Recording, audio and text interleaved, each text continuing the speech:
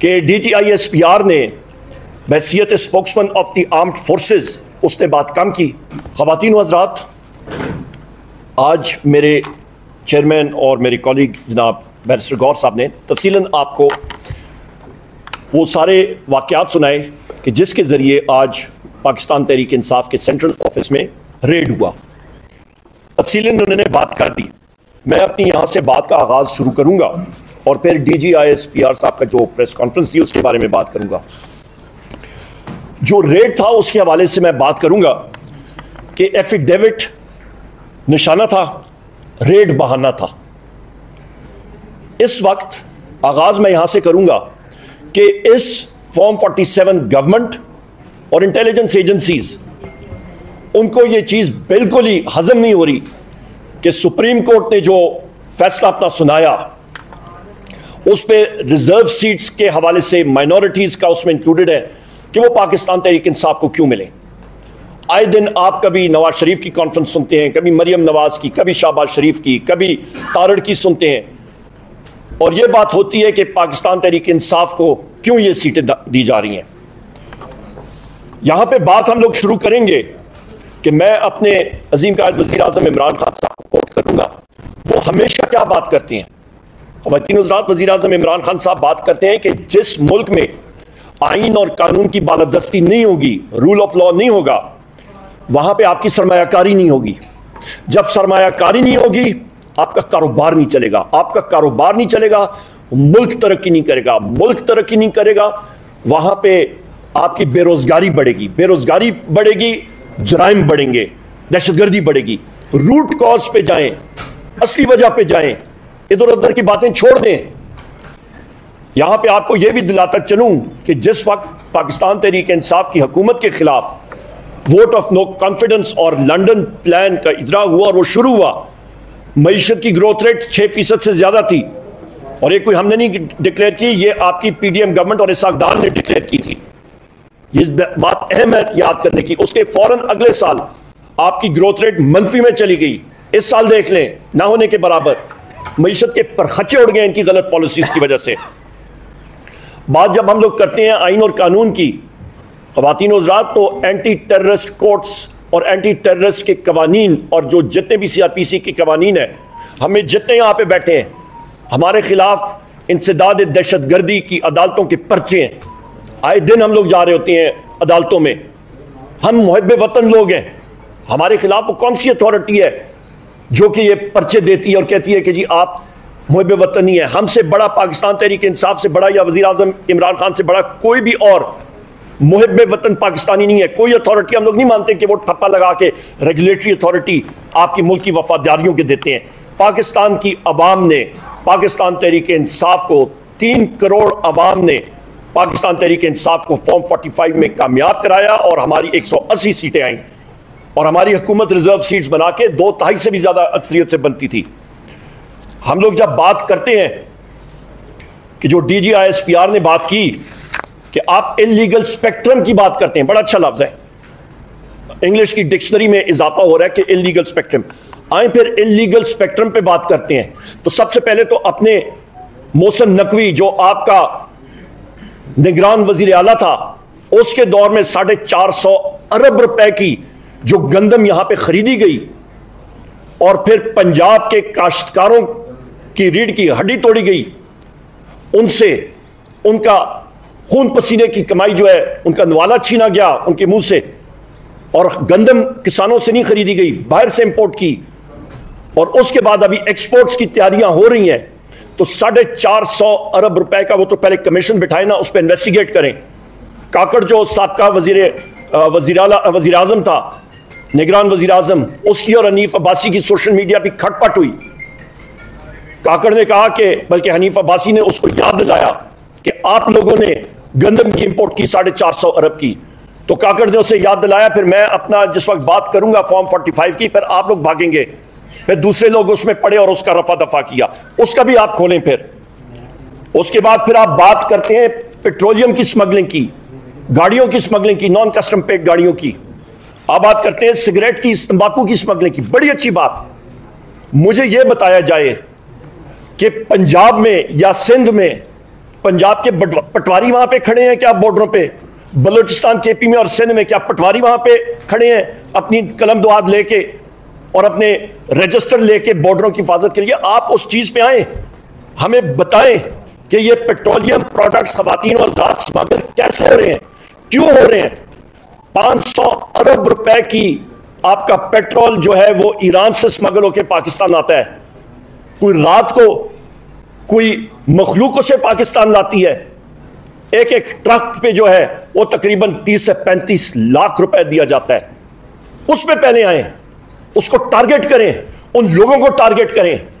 वो वसाइल तो ना असद कैसर साहब के पास है, ना बैरिस्टर गौर साहब के पास है, ना खालिद खुर्शीद साहब या शोएब शाहीन या मेरे पास, शोएब शाहीन साहब या मेरे पास नहीं है। वो जिन लोगों के पास है वो टारगेट करें, एजेंसीज उन लोगों को टारगेट करें। उसके बाद मैं यहां पे ये भी बात करता चलूं कि DGISPR को आर्टिकल 7 में हर बार कौमी असेंबली में बैसियत लीडर ऑफ द ऑपोजिशन मैंने काफी बार पढ़ा है, मैं एक बार फिर पढ़ के आपको सुना देता हूं। मुझे याद है आर्टिकल 7 रियासत की तशरीह करता है। रियासत होती क्या चीज है? रियासत होती है आपकी वफाकी हुकूमत, आपकी मजलिस शूरा सेनेट नेशनल असेंबली, आपकी सूबाई हुकूमत, आपकी सूबाई असेंबली, आपका TM तहसील म्यूनिसिपल एडमिनिस्ट्रेशन आपकी रियासत है जो कि टैक्स आयद कर सकता है। आपकी सिक्योरिटी एजेंसीज, इंटेलिजेंस एजेंसीज, आपकी पुलिस, आपकी मुसल्लफात, ये आपके टूल्स हैं, यानी कि औजार है रियासत के। इन्होंने जो रियासत ने कहना होता है वो करते हैं। और आज की जो DGISPR की प्रेस कॉन्फ्रेंस थी खवातीन हज़रात, मैं आपको वाज़ेह तौर पर बात करता हूं कि इसको कानून में कहते हैं इंडाइटमेंट। ये सिविलियन हुकूमत जो फॉर्म 47 की हुकूमत है, ये इसके खिलाफ, इसकी नाअहली के खिलाफ प्रेस कॉन्फ्रेंस थी कि ये डिलीवर नहीं कर पा रहे हैं, ये इनके चीज हाथ में है नहीं चीजें। लिहाजा सिविलियन गवर्नमेंट को भी जरा होश के नाखून लेने चाहिए कि उनकी ये प्रेस कॉन्फ्रेंस या जरूरी करनी थी तो वो आपका तारण कर लेता या XYZ कोई वहां पे उठ के कर लेते। और DGISPR को माजरत के साथ ये प्रेस कॉन्फ्रेंस उसकी बनती नहीं थी। वो रियासत का एक टूल है, एक औजार है, रियासत नहीं है। इसके साथ साथ यहां पे मैं ये भी कहता चलूं, DGISPR ने कहा जनाब के कवानीन बनने चाहिए, कवानीन होने चाहिए। बिल्कुल, जो हमारे पास इस वक्त कवानीन है, जो इंसदाद दहशतगर्दी के कवानीन है, बहुत सारे कवानीन है, उस पर तो मैंने पहले बता दिया, उसको वेपनाइज किया जा रहा है पाकिस्तान तहरीक-ए-इंसाफ के खिलाफ। जो शख्स बात करता है, आज जो इन्होंने डिजिटल टेररिज्म के बारे में बात की है और कहा कि जी लोग जो गलत बयानी करते हैं या नैरेटिव बनाते हैं, क्या अभी हम लोग जब सवाल करते हैं कि हमारे ऊपर ये कवानीन गलत तौर पर इस्तेमाल हो रहे हैं, क्या ये भी डिजिटल टेररिज्म है? अभी हम लोग क्या ये हक भी खो जाएं कि हमारे जो मीडिया के साथी यहां पे बैठे हैं, जो आप सारे कैमरामैन और सारे के सारे आपके साथी रिपोर्टर्स बैठे हैं, आप बात करेंगे, सवाल पूछेंगे तो आप भी डिजिटल टेररिस्ट हैं? ये नहीं हो सकता। और जो मिसाल दी है माशाल्लाह, उन्होंने मिसाल कौन से मुल्कों की दी है? कोई वो यूरोपियन ममालिक की देते, कोई वहां जहां पे वो जमहूरियत है वहां की देते। मिसाल किसकी देते हैं? इराक की मिसाल देते हैं, सीरिया की मिसाल देते हैं, आपकी लीबिया की, जहां पे तो डिक्टेटरशिप्स थी। वो मुल्क टूटे इसीलिए कि वहां पे इजहार राय की आजादी नहीं थी, सोसाइटी डिप्रेस थी। जब वो रोल मॉडल है तो फिर तो हालात ठीक नहीं होंगे बदकिस्मती से पाकिस्तान के। यहां पे खवातीन हज़रात मैं ये भी कहता चलूं कि ये पाकिस्तान मुस्लिम लीग नून की जो आप समझें फेलियर है, उसने ISPR को धकेला कि वो सामने आके ये प्रेस कॉन्फ्रेंस करें, जिस तरह मैंने अभी जिक्र किया। यहां पे इसकी भी मैं बात करता चलूं कि DGISPR ने हैसियत spokesman of the armed forces उसने बात कम की और उसने पाकिस्तान के वजीर खजाना के हवाले से ज्यादा बात की। उसका बनता नहीं था कि वो मईशत के बारे में ये सारी बातचीत करता। वो औरंगजेब खान फाइनेंस मिनिस्टर पे छोड़ते या पंजाब या किसी और फाइनेंस मिनिस्टर पे बात छोड़ते। यहाँ पे एक और चीज DGISPR ने बात की कि आपके इस इलीगल स्पेक्ट्रम में बेनामी अकाउंट्स के बारे में बात की, इन चीज़ों के बारे में बात की। तो आपका वजीर आजम शहबाज शरीफ फॉर्म 47 का, उससे जाके पूछे ना कि भाईजान वो मकसूद चपड़ासी था और कौन था जी, 2-3 और भी ऐसे लोग थे जो फौत भी हो गए, इस दुनिया से चले गए। तो वो पापड़ वाला पता नहीं कौन था, वो फालूदे वाला, पापड़ वाला, लाने वाला, वो सारे इस दुनिया से चले भी गए। तो पहले आगाज तो उधर से जाए ना, प्राइम मिनिस्टर हाउस का एड्रेस तो फलानों को पता है, जाके पूछें, क्वेश्चनर उधर सामने सवालनामा रखें और कहें कि जी वे बेनामी अकाउंट्स का आप हमें हिसाब दें। जो वो अयान साहिबा थी जो फ्रंट करती थी, उस पर नाम आसिफ अली जरदारी का आता था, फॉर्म 47 के आपका जो सदर है, उसके लिए जो पैसा मुल्क से बाहर जा रहा था वो क्या था? ये किसको वो किसकी आंखों में मिट्टी झोल रहे हैं? यहां पे हम लोग बात करते हैं जनाब लैंड माफिया की, उन्होंने बात की, तो अभी मैं अखबार में पढ़ रहा था कि जनरल बाजवा साहब के समधी हैं, मेरा ख्याल उनका मिठू मिठू उनका कोई नाम आता है, उससे साबिर मिठू, उससे बात पूछे ना, उसके सामने सवालनामा रखें कि भाईजान ये अरबों रुपए की प्रॉपर्टीज आपकी आ रही हैं, तो किधर से आ रही हैं? आगाज करें ना घर से, हम आपके साथ देते हैं, बेफिक्र हैं। पाकिस्तान तहरीक इंसाफ, वजीर आज़म इमरान खान साहब ने हमेशा कहा है हम लोग सफ़े अव्वल में होंगे करप्शन के खिलाफ, बिस्मिल्लाह करें। फिर आप जनाबे वाला जिस वक्त नार्को यानी कि मंशियात के हवाले से स्मगलिंग के बारे में बात करते हैं, बिल्कुल सही बात है, मंशियात की स्मगलिंग पाकिस्तान में अरूज पे जारी है। कौन कर रहा है? उन लोगों को सामने लाएं, उनको पकड़ें, डीजी एएनएफ को कहें कि सामने लाएं। आप ये सारी चीजें जब तक नहीं करेंगे काम नहीं होगा। आपका फोकस हुआ है, हमारा साथी है मुराद सईद साहब, मुराद सईद साहब रिपोर्ट्स हैं, क्यों? क्योंकि उसने ये हिम्मत की कि उसने पॉइंट आउट किया कि मलकंड के एरिया में कई लोग आ रहे हैं, दहशतगर्दी को फरोग दे रहे हैं। उस शख्स ने, उस नौजवान ने इजारत की, उसने कहा जी जनूबी अजलास से ये नेक्स्ट टारगेट होगा। उसके खिलाफ क्या हुआ? रियासत को तो सबसे पहले उनसे माफी मांगनी चाहिए, और रियासत से मुराद मेरा रियासत के औजार नहीं, जो आपकी हुकूमत है वो भी, और सारी की सारी रियासत, फिर उससे माफी मांगे कि जी आप सही कहते थे, और उसके खिलाफ जो केसेस झूठे बने हुए हैं वो खत्म होने चाहिए।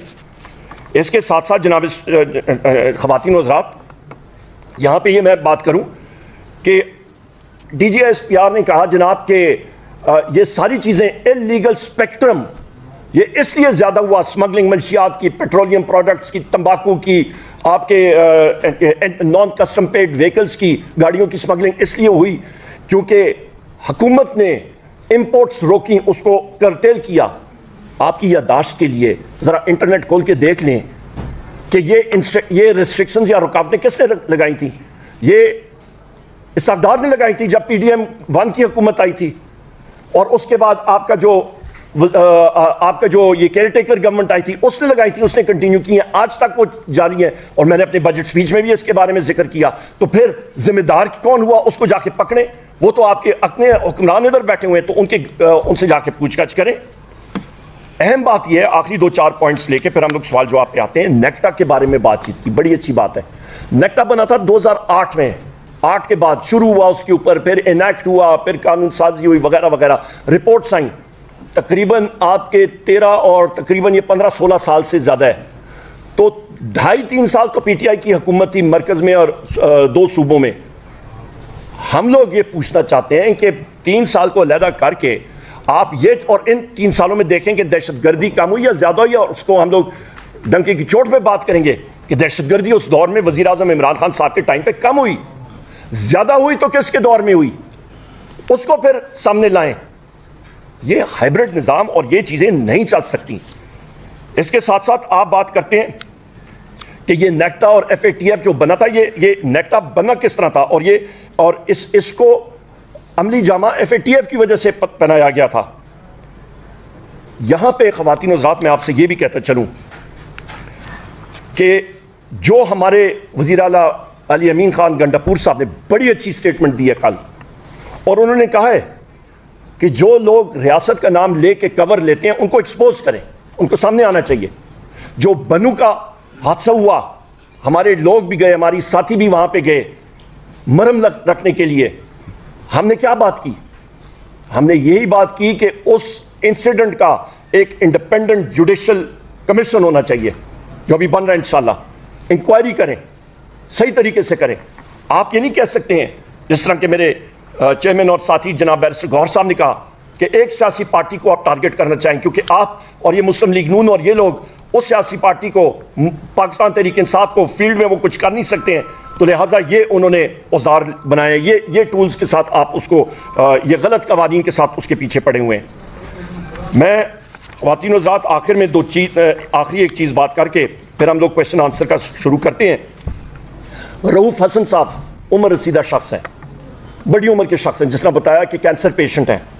रऊफ हसन साहब के साथ अहमद जजुआ साहब, आपके रिजवान अहमद साहब, आपके जनाबे वाला गुलाम शबीर साहब, आपके अताउर रहमान साहब, आपके फरीद मलिक साहब, आपके मुदस्सर चौधरी साहब, और आपके मलिक नौमान अहमद साहब, आपके जनाब फैज़ान मलिक साहब, और आपके जनाब नसीम केड़ा साहब,